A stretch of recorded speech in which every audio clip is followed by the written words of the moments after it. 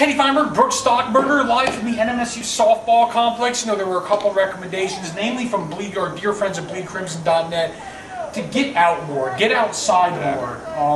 We like the fresh air. We took it to heart. Only problem with this week's show, no Grant Stockburger. No, his agent had a few issues, so he couldn't make an appearance.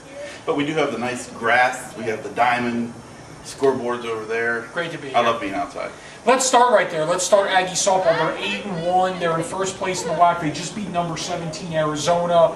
Fact of the matter is, this team is quietly having a very good season. Yeah, really. They had a double-digit winning streak. Then they beat Arizona. They lose in the second half of the doubleheader to end the streak. But, you know, doing very well, first place in the conference play. And this is a team that people need to get out and watch because it's going to be a championship program. Well, it's interesting. I think there was a lot of news. Obviously, Dwayne Walker left in late January, and then they hired a new coach. So the Aggies get a Sun Belt berth in football. Aggie basketball goes to the NCAA tournament. Bulldogs, Las Cruces Bulldogs basketball, they win the state championship. So the spring sports are a little overshadowed, and I think that has to do with part of the reason they've been overlooked to a certain degree. But this is a good program here. 2 years ago, they had a great team. They made the NCAA tournament. Last year, injury and illness hit. They struggled. But this year, they look like they could very easily be a tournament team again. They host Texas San Antonio this weekend. So, I mean, they haven't played an overwhelming schedule considering the state of the WAC, so it seems like it's really the ball's in their court. It's there for them. It's there for them. It's a very winnable schedule. Like you said, they already have the 8-1 conference record, so they're way ahead of the pace here right now. And like you said, very good point, you know, sort of some of those other distractions, you hate to call them distractions, but some of those other news stories have sort of dissipated a little bit as those seasons have ended. And this is a chance to get out and see these girls play. They are playing. They just beat Arizona. They're 8-1 in WAC, like Brooks said. So they're playing Texas San Antonio this weekend, doubleheader. Single game on Friday starts at 6. Saturday double dip starts at 4. I just said double dip. Yes, I did. Let's move on. Aggie baseball. I was at an Aggie baseball game this weekend. They fell behind 9-0.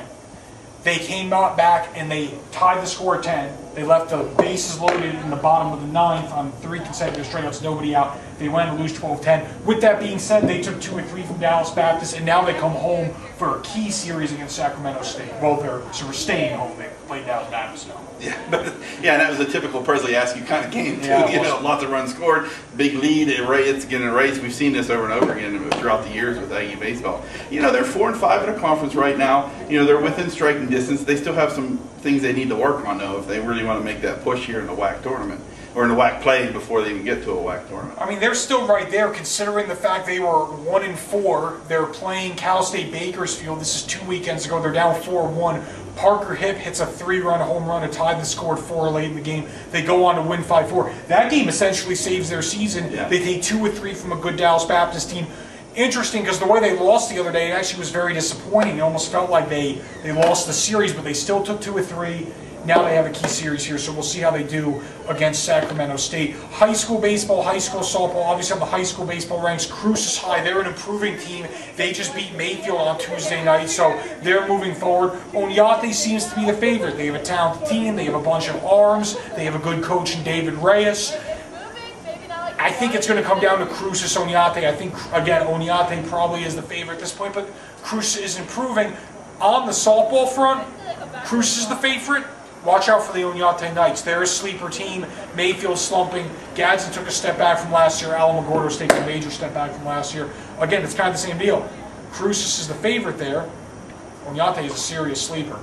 Let's move on to our 3 burning questions. This is our favorite time. The list is here. You're going to see me glancing over periodically at our list. Question number 1. Will Aggie softball rip off another double-digit win streak? Well, they have 12 games left, so I'm going to say no. Yeah, that's sort of thing. But you could count postseason as well.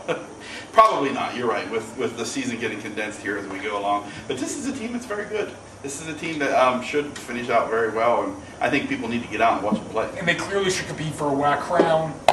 There you go. They might have a chance at that at large. Who knows? Aggie baseball. Yes. Were you going to ask the question? Well, sure. Why not? Well, I'm going to do it. Will Aggie baseball finish with a winning record in WAC play?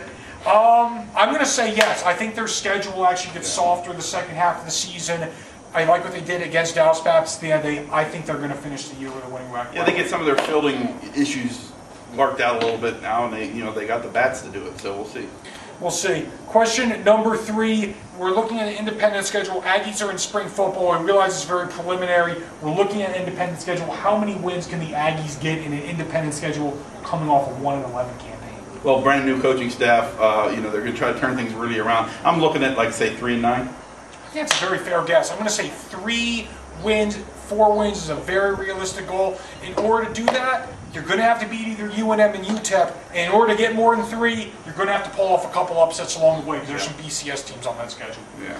Folks, thanks for checking us out as always. At Teddy Feinberg on Twitter, at B Stockberger on Twitter. We probably went a little long. It's because we care about you. We want to give you the best content humanly possible. Facebook, lcsun-news.com. Have a wonderful week.